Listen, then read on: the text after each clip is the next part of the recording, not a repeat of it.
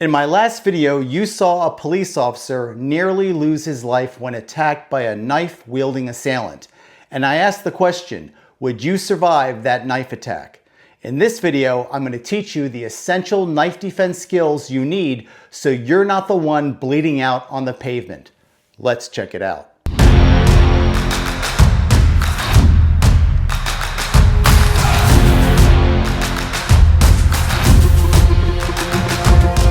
That body cam footage of a real knife attack was a harsh reminder of something I've seen over and over again, both in civilians and in law enforcement officers I've trained throughout the years. The truth is, most people, even professionals, have never received real knife defense training. That officer didn't stand a chance because he was never taught what actually works against a blade under pressure. Now, I'm going to walk you through the exact training I give my students, even beginners, so you're not caught off guard when it counts. If you want to explore my CFA knife defense tactics in depth, check out my Control and Conquer Knife Defense series, available for sale on my website at sammyfranco.com. I'll put a link in the description down below if you'd like to check it out. And if you're a War Machine Elite member, you can watch both videos right now in the members only section of this channel. And if you're not already a War Machine member, click the join button below to learn more about the different types of membership options we have to offer. Generally, there are two types of knife assaults, a static assault and dynamic. A static assault is when Tommy comes out and he holds me up a knife point generally against the throat. Okay, he could be wanting, obviously, my money, or maybe he wants to take me from crime scene A to crime scene B. The hands always must come up to the height of the weapon. We don't want to have our hands down if we're going to attempt some sort of disarming technique. We want to slowly raise our hands up, and he's going to expect that. This is a natural gesture that someone would use when they're held up. There's going to be a tremendous amount of panic for most people, fear. It's all going to come into a very visceral response. So when the hands come up, it's natural. And of course, an assailant's going to expect that. So when he holds me up a knife point, the hands come up. I even raise my shoulders up first in a very telegraphic sense, so he knows that my body's responding to this assault in a very passive way. This is a passive gesture, right? We don't hold it up, Tommy. We don't want to raise our hands up fast. He'll think that could possibly be a form of resistance. And as soon as I raise it up, he'll slash across the jugular. There it is. So the really good technique to do is when he holds you up a knife point, raise the shoulders up and you'll communicate. You'll tell him, what do you want? What is it that I can do? Blah, blah, blah, blah. We'll get into specific selective semantics at another time. But I just want, thanks, Tommy. I just want you to be aware or cognizant of the fact that there's two types. There's static and dynamic. Today, we're going to talk about the dynamic attack, which is much more difficult to deal with because the blade is active and it's moving in unpredictable angles and at broken rhythms and varying types of speeds. So it's important to understand static and dynamic. The dynamic is the one that's really dangerous, and we're going to cover that today.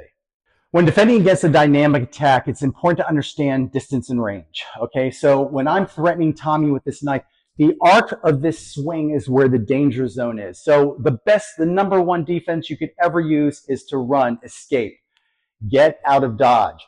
Many people think that running away is a form of cowardice or poor planning. And no, that's not true at all. I would run away in a situation, assuming I didn't have a loved one with me or somebody who was elderly. I'd have to stand and fight.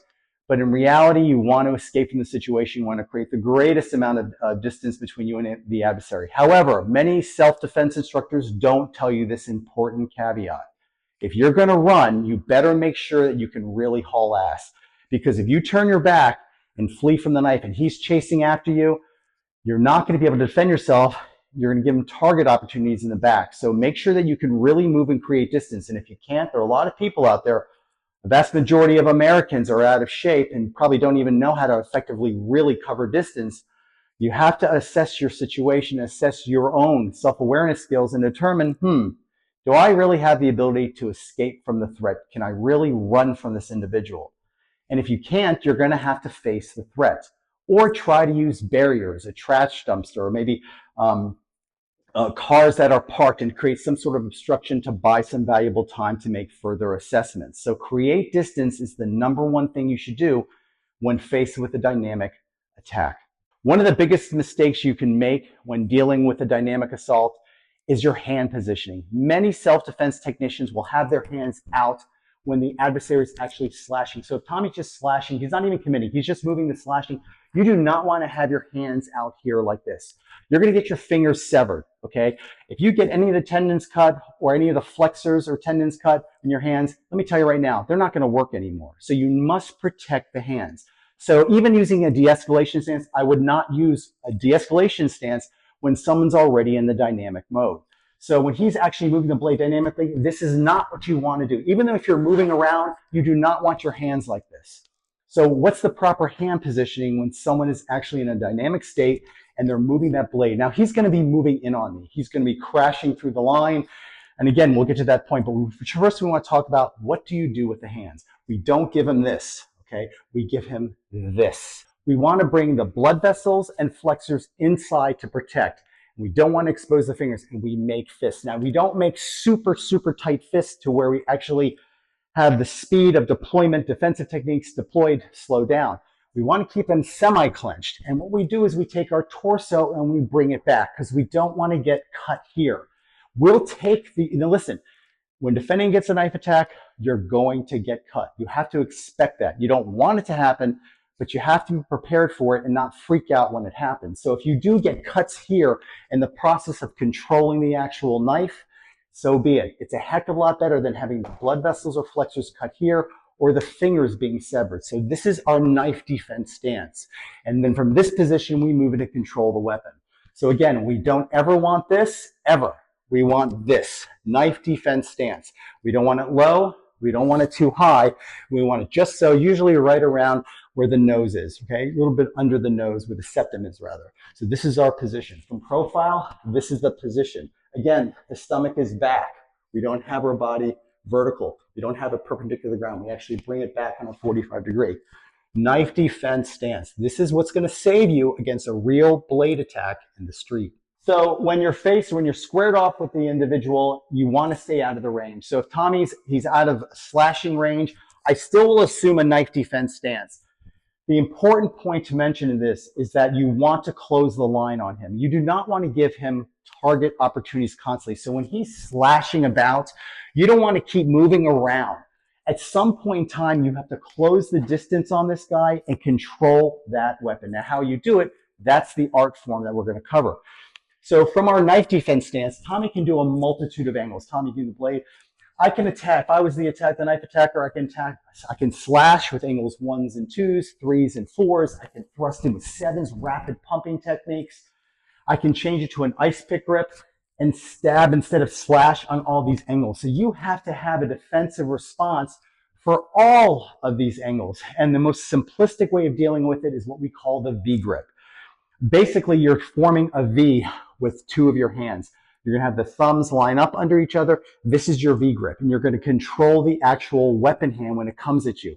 Now, this is what I'm referring to arcs. So if Tommy decides to swing, he decides to come across, there's your V grip in this position. If he does a backhand slash here, there's your V grip position.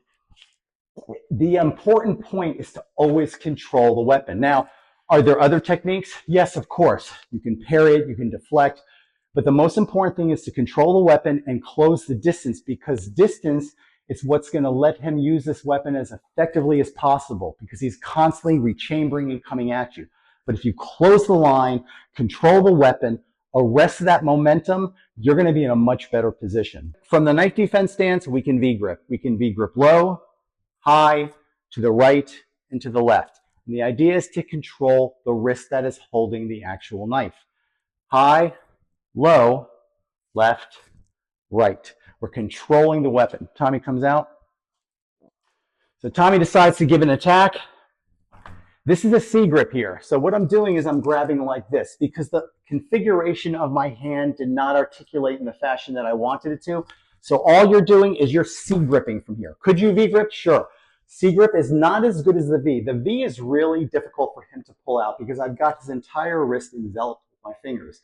A C grip, he can pull out, but the most important thing is when you C grip, here, you move inside of him. You're not going to hold this distance because he's going to actually have leverage to pull out. He can also take that hand and strike me with the free limb. One of the most important things to keep in mind when defending against a knife attack and when you apply the actual V grip is what can he do? So Tommy comes over here.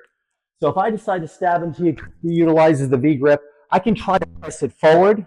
I can try to pull it back. I can transfer the weapon and stab with this hand, or I can strike with a free limb. So therefore, you have to understand, you've got a brief moment in time where you have to put him on defense, and you have to actually go in and attack once you control the weapon. So understand this. He attacks, control the weapon, and then go on him offensively. Don't give him the opportunity to transfer the weapon. Don't give him the opportunity to strike you. Don't give him the opportunity to try to retract the blade or penetrate with the blade. Attack him first. So the big question is, what do you do once you control the actual knife attack? Tommy, from a knife defense stance, he delivers the attack, I V grip. Now, it's very important. You want to neutralize this guy, but you don't want to give up this grip. You don't want to compromise this. So what do we have? We have the headbutt. We have the knee strike. You want to do these techniques rapid fire. So we don't just do a headbutt and watch. We hit it repeatedly. We drive forward too, because chances are he may try to back out. So Tommy, come over here. So as I do it, he may try to pull out. You follow him. Very important to track him with you when he does the attack.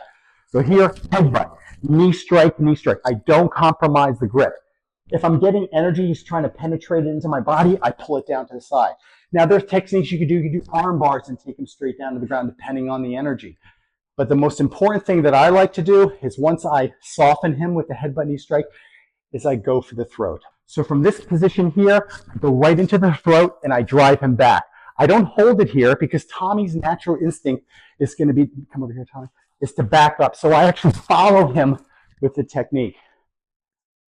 Sometimes they will try to pull your hand down. So when I come up here for the throat and he pulls the hand down, don't try to pull your hand back. What we do is something called a spider crawl. So when I go here and he pulls it down, I just crawl up and I go back for the windpipe. It's a simple technique. You just crawl up, straight up the line here. So Tommy here, pull it down, hold it down tight, real tight. There it is. Okay, so understand the spider crawl is very effective in getting back to that windpipe. Remember, a knife attack is as real as it gets. Train hard, stay sharp, and if you haven't already, hit the subscribe button and tap the notification bell so you never miss a lesson. Thanks for watching, and I'll see you at the next video.